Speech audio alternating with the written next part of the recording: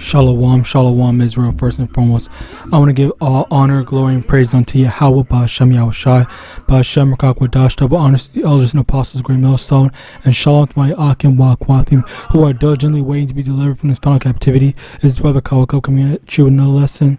And Job chapter 10, verse 7, Thou knowest that I am not wicked, and there is none that can deliver out of thine hand. So today's lesson is going to be on this video that I had seen. You know, when I first saw this, number one, I thought it was, number one, funny. Number two, it kind of infuriated me. But ultimately, number three, I could accept it. Knowing basically the what's the word? The fact and the reality of what is to come, and as well as just basically a reminder of how we are supposed to be, or the mindset that we have to be in this society. All right, so you see the title of this video, Gaddafi's $1 million gift for black Americans was blocked. Okay, basically was blocked. Esau blocked it when he was trying to send it to so-called black Americans.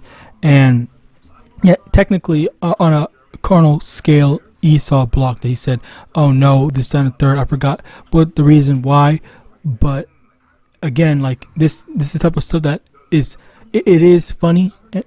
On a technicality, it is funny, but and Slocky, that's it also does go to show just how much Esau truly hates us. Like Esau, like he can't, he really wants us to suffer so much, so badly, that he won't even let someone else take money out of their pocket to help us. Okay, but going back into the title of this lesson, the brother had said that it was blocked by the Lord specifically, and at the same time, yes, like no, not necessarily at the same time, but primarily, first and foremost, yes, the Lord did block it. And some people might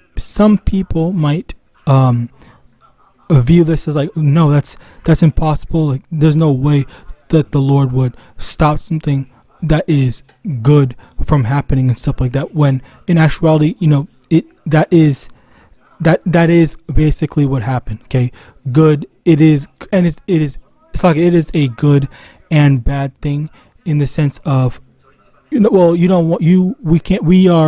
have, or the people, the so-called black Americans, or the so-called black population, would have basically gotten things twisted and would have looked to a man to for deliverance. All right, which me actually get this, Deuteronomy chapter 28 verse 68, and the Lord shall bring thee into Egypt again with ships, and by the way whereof I spake unto thee, thou shalt see it no more again, and there ye shall be sold unto your enemies for bondmen and bondwomen, and no man shall buy you. The key phrase over here being the end, no man shall buy you. Basically, we would buy in this context is synonymous with redeem, and we wouldn't be able to have been helped out of our captivity. All right, we're not supposed to be able to be helped out of our captivity by a man. The only way that we can be delivered is by YAHAWAH. All right, and that's the thing. The Lord is the one that put us in this situation, in this captivity, okay, which is why, as we read in Job 10 and 7, there is none that can deliver out of the hand of YAHAWAH. If YAHAWAH puts us to have anything bad happen to us, or and whatnot, that is, it's basically unavoidable. That's a term. All right, so yeah, basically, it's like that was basically the thing, like which is why I was angry when I first heard it. I was like damn, like like that is so annoying. Like like why didn't they just let us have it? And it just goes to show, like, honestly, in a way, you can still, I guess, have more hatred or more um, disdain for Esau as a result of that. Okay, as a matter of fact, I think it more so goes to show that yeah, we should have more of a reason not to like Esau, because he's always the one that's trying to stop good from happening, or so-called good. All right, because objectively, that is an okay or a good thing to do. And but the thing is that Gaddafi wasn't the one that should have been responsible for doing it. It was the people that it was the people that put us into captivity that should have been responsible for what's the word, giving or paying us back for all the labor that we did. But as a result of that, someone, you have a third. And Saki, that's another thing I need to make a disclaimer about, is the fact that the fact that this is, we don't know if this is 100% true. This is just I guess the word is hearsay. All right, so I don't know if this is 100% fact. If it's not, then oh well, like still, like doesn't, I guess this doesn't change my opinion on Esau Edom. But also at the same time, it is very plausible that Esau would do this. Okay, this does sound like something that he would do. All right, but if it is real, then then all the more reason, once again, to not like this devil. All right. Now, continuing on, Isaiah 63 verse 5, and I looked, and there was none to help, and I wondered that there was none to uphold. Therefore mine own arm brought salvation unto me, and my fury it upheld me. What did I bring this up for?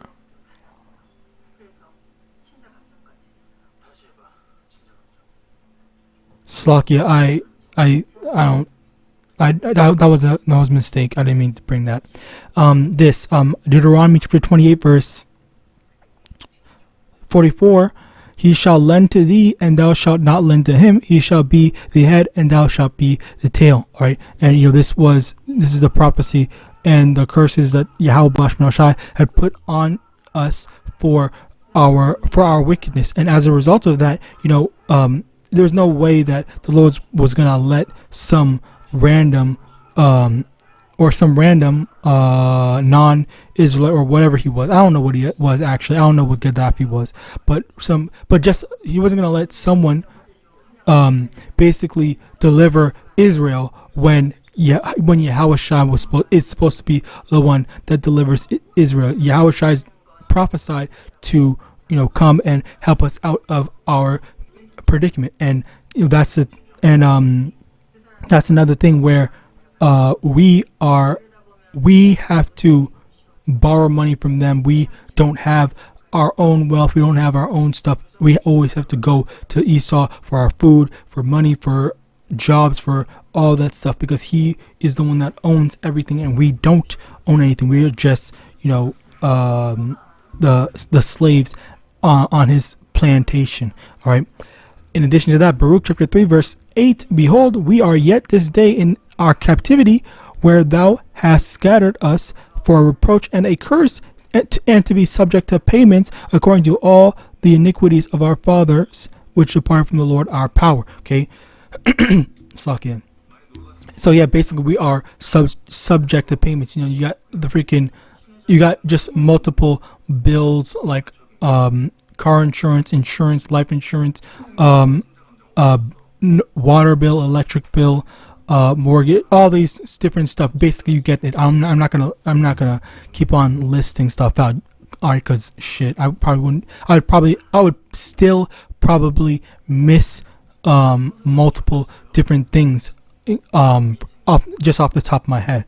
All right, but basically, you get the point where we are in a perpetual state of constantly having to work to earn money and to pay for something. All right, if you don't own a house, you have to constantly pay for an apartment. If you if you own a house, okay, you still have to pay for some other for some other stuff like electricity, water, and more. All right, like just in general. All right, you like this is how what's it called? This society is run to to consistently keep us in a state where we aren't able to have any type of freedom, because it's kind of like a cycle where you don't technically have to work. You're not obligated to work in the society, but in order to but you need money in order to pay for a place to stay, stuff to eat, and all of your necessities. So the only way to get or the primary way to get money is to work, and if you don't work, then you can't basically live, and you make use of all these stuff. And even then, even if you choose not to, abide by that, and you like try to go out in the forest and live out on the wood and stuff like that, I'm pretty sure oftentimes there's like laws that prevent you from doing so or something like that. Like if you there's I think it's I don't know, basically there's some, I think, states, if not all states in America, that say you're not allowed, it is illegal to collect rainwater. As a matter of fact, let's just check it up right now.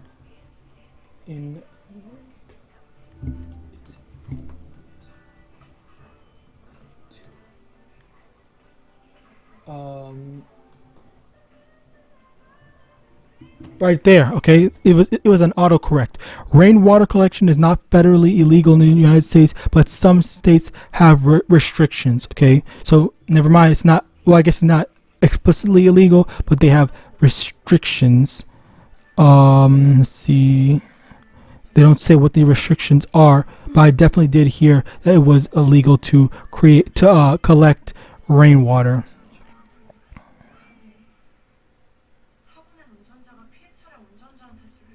Whatever. Basically, oh yeah, there was also that movie, Homestead. All right, where there was that one dude, there was that one guy that had his house, his big mansion and stuff like that, where he had a bunch of food, he had a bunch of weaponry to protect his house, and a bunch of people living there. And the funny thing is that you got this freaking not military, what's it called, governor or whatever, I forgot what title he was, that came up in his house and said, "Oh, this is unconstitutional. This is illegal. You better give me all your food and supplies and stuff like that. Give me an inventory for all the stuff you have, and I'm gonna take all your stuff." And the funny thing about that is, that is what's it called? That is that's actually based off of actual laws in real life, like all the stuff that he was talking about, like what's it called, fuck, the confiscation, like people, the American government can confiscate stuff from you for whatever reason. I think they can just make up some bullshit reason and then just take stuff from you.